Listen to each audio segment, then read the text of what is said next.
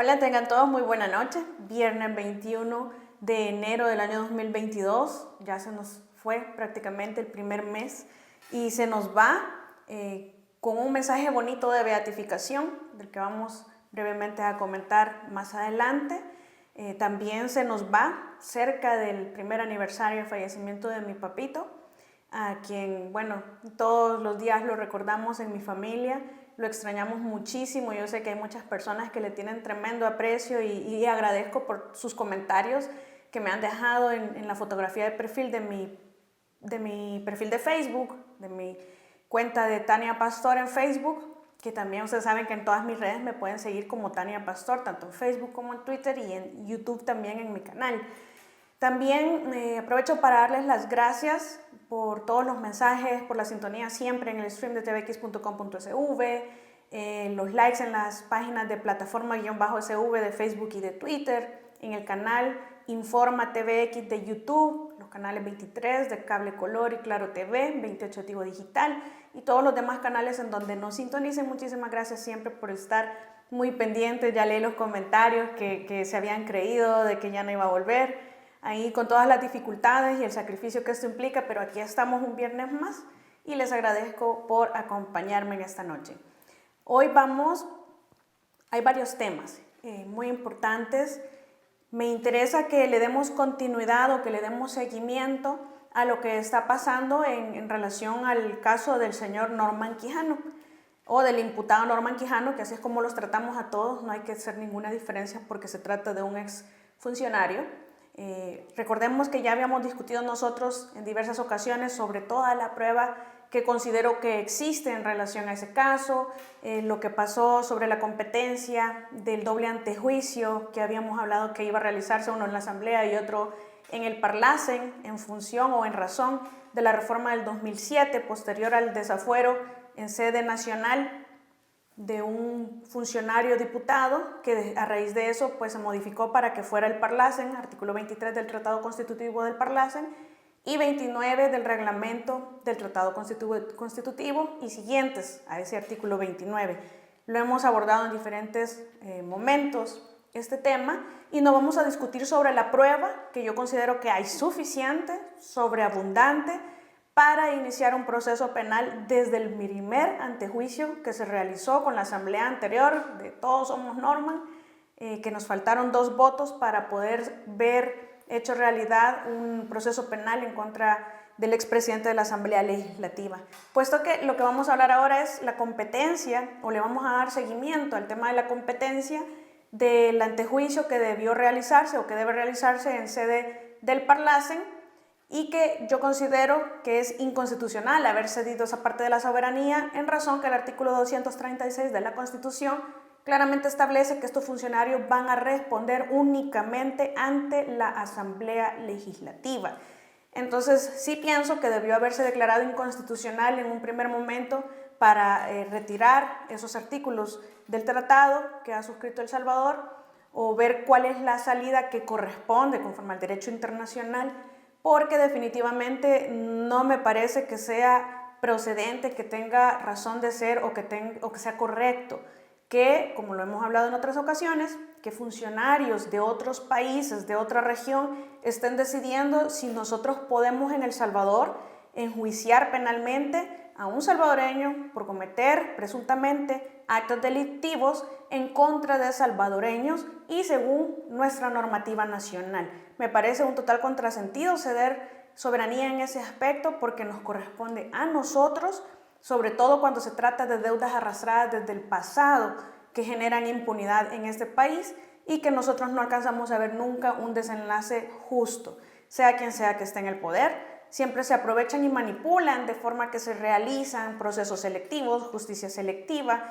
y al final del día siempre la población más desprotegida, los más vulnerables son los que quedan atrapados en el medio sin ningún tipo de beneficio. Entonces, ¿qué es lo que sucede cuando en la Cámara se gira la orden de captura y que hace falta ver qué pasa en el Parlacen, qué pasa con Interpol, qué sucede con toda esta normativa a la que he hecho relación? Sobre todo que esta resolución de la Cámara no ha circulado ni en redes ni en ninguna parte, no he podido encontrarla para hacer un análisis técnico del fundamento que pudo haber hecho la Cámara para decidir que la competencia es únicamente nacional y no del Parlacen, porque ya habíamos hablado en ocasión anterior que el asesor jurídico de Presidencia había mencionado que se iban a hacer los dos antejuicios, tanto el del Salvador como el del Parlacen.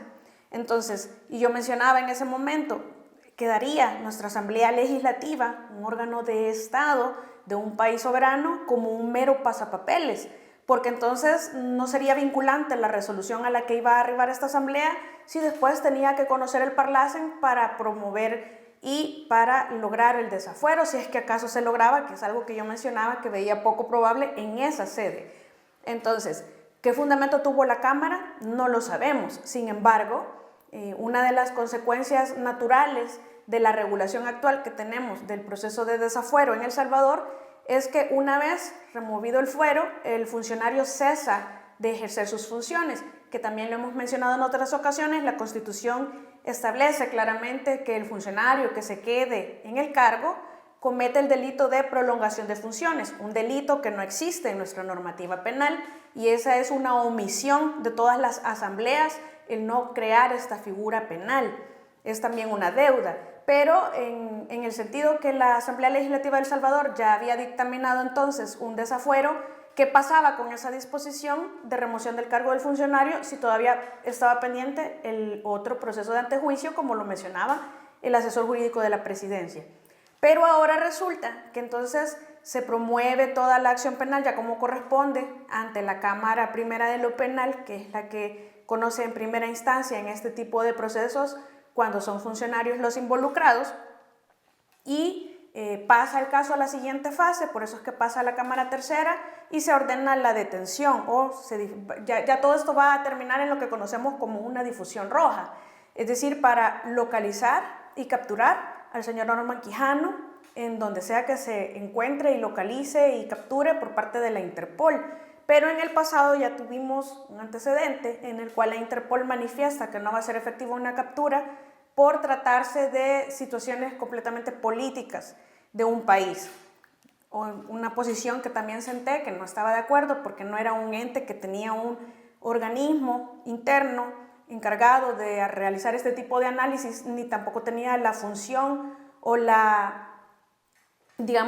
prerrogativa, este organismo, para hacer este tipo de análisis. No está dentro de las funciones ni dentro de los objetivos de creación de este organismo internacional de policía. Sin embargo, eso es lo que sucedió, porque muchos alegan aquí persecución política, pero lo que tienen es muchas deudas con la justicia en El Salvador sobre presuntos actos criminales que se han cometido en detrimento de la sociedad salvadoreña o de la economía del Salvador, de diferentes bienes jurídicos tutelados por nuestra legislación. Entonces, ¿cómo va a reaccionar ante una difusión roja nueva? En este caso, una Interpol, cuando todavía no ha habido un antejuicio en el Parlacen. Mi opinión es que debió haberse intentado primero la declaratoria de inconstitucionalidad sobre este tema, porque definitivamente solamente la Asamblea de El Salvador es competente, según nuestra Constitución, para remover el fuero constitucional de una persona. Que hay elementos, ese es otro tema aparte, lo hemos discutido, y sobran hasta de confesiones que incluso dan hasta para cancelación del partido político, porque hasta el mismo presidente del COENA, un exalcalde, dos exalcaldes, uno ya está fallecido, el otro está preso, y han habido confesiones expresas de entrega de dinero a pandilleros, que lo hemos dicho muchas veces. Eso constituye un auténtico financiamiento al terrorismo, como lo define el GAFI. Nosotros somos miembros del GAFIC, que este es el Grupo de Acción Financiera Internacional, que son quienes están sentando las líneas o las recomendaciones, los lineamientos, como le queramos decir.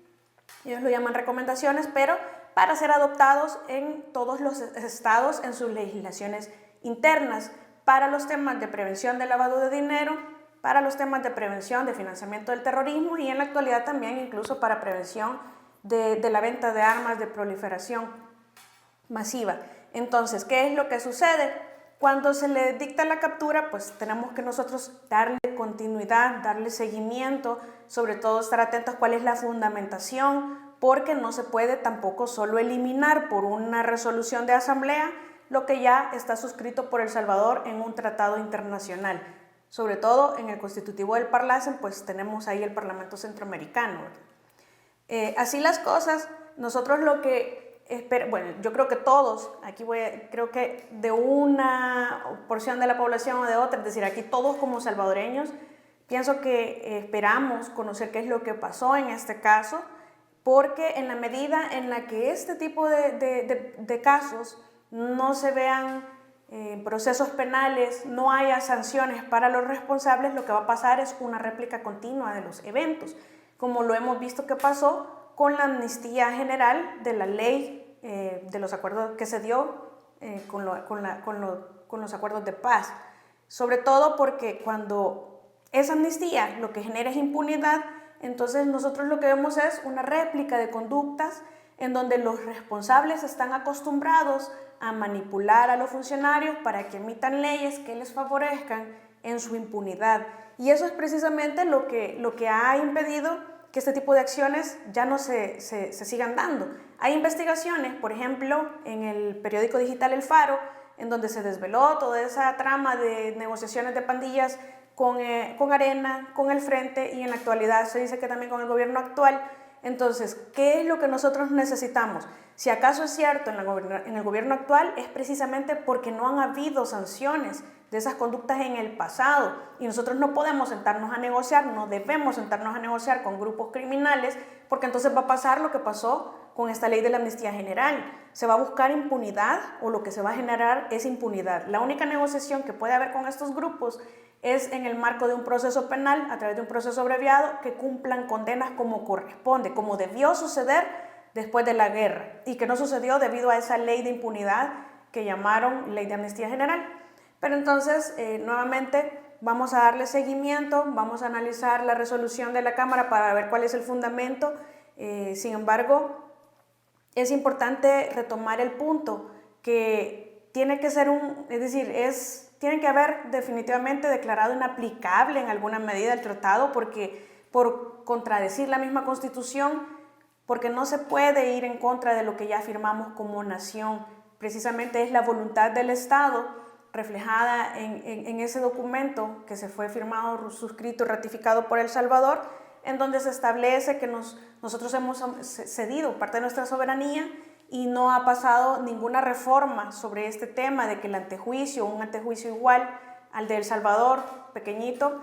proceso político, es un antejuicio, es un juicio político a nivel del Parlacen, que no nos agrade, que yo lo considere incluso inconstitucional, tiene que estar declarado en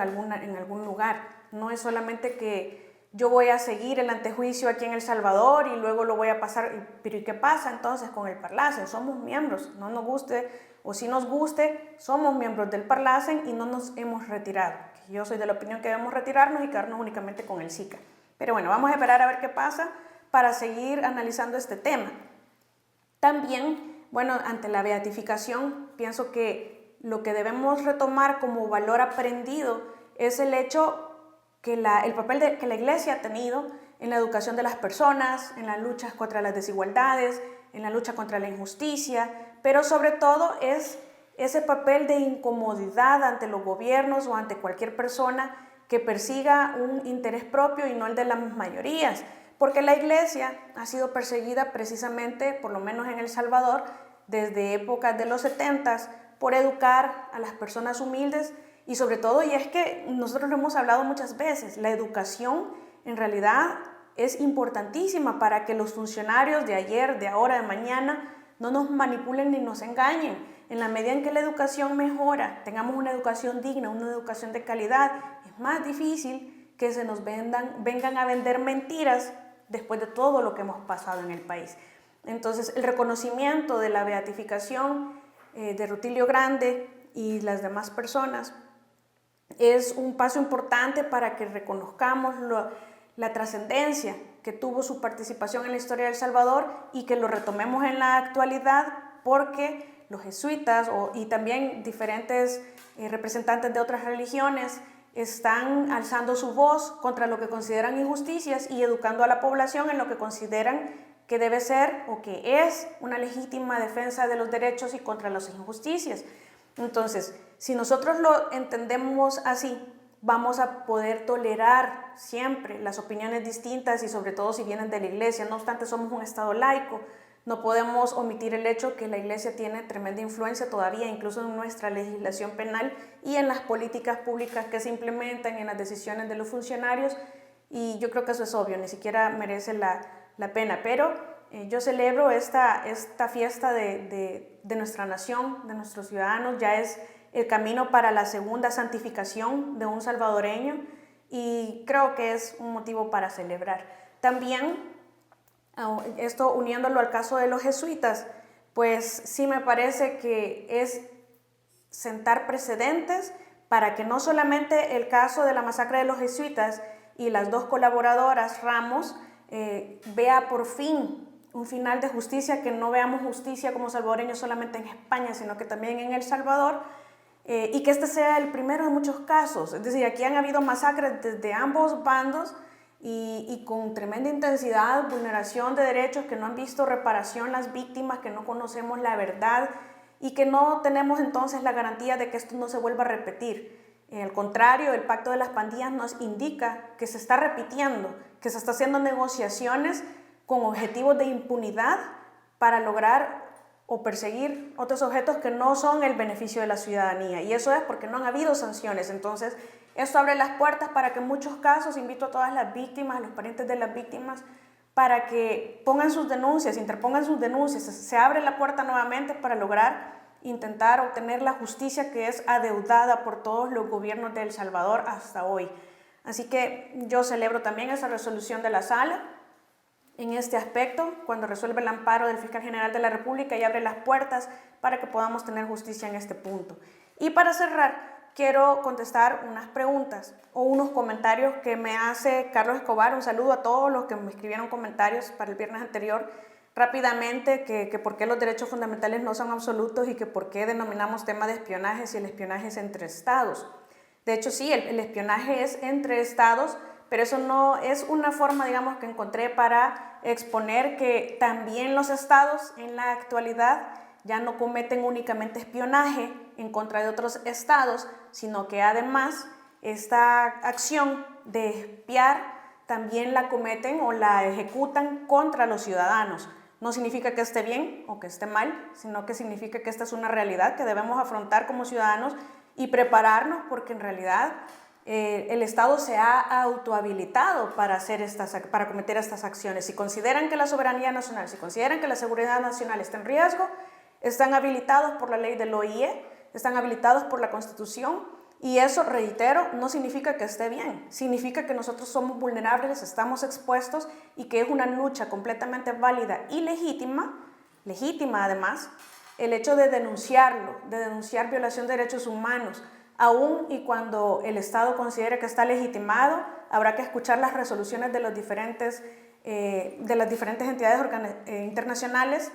que defienden los derechos humanos. ¿Y por qué absolutos? Bueno, es una forma que se comprenda de una manera no muy técnica para la ciudadanía el hecho que ningún derecho fundamental es absoluto en la medida que puede haber colisión entre estos y que en casos de colisiones pues tiene que realizarse un proceso de ponderación para ver cuál de los dos derechos es el que va a prevalecer en ese caso en específico, porque todos los derechos son iguales. Sin embargo, pueden haber además limitaciones de estos derechos. El derecho a la libertad ambulatoria, por ejemplo, no es absoluto. Si usted comete un delito, pues el Estado le puede quitar a usted su libertad, pero lo tiene que hacer a través de una ley. Entonces, a eso me refiero. O, por ejemplo, en el conflicto que se da en algunos estados, incluso en El Salvador, entre el no nacido y el bebé que está en el vientre y la mamá, cuando los dos corren riesgo, pues cuál de los dos va a prevalecer, porque solamente un derecho a la vida se va a poder resguardar y hay que fundamentar. Hay otro tipo de colisiones entre otros derechos en otros momentos que uno de los dos cede y por eso es que se dice colisión entre derechos. Pero cuando hablamos de que no son absolutos es precisamente porque pueden ser limitados a través de las leyes por nuestros legisladores. Les agradezco mucho su atención nuevamente, como cada viernes. Un saludo muy grande para todos. Cuidémonos mucho. El Omicron está a la orden del día en todas partes. Hay medio personal laborando. Cuidémonos bastante. De verdad, esto significa que hemos bajado la guardia, que hemos normalizado, como debe ser, la enfermedad, pero que también hemos dejado de cuidarnos lo suficiente. Mascarilla, distancia, desinfección. Un saludo para todos y hasta el próximo viernes si Dios lo permite.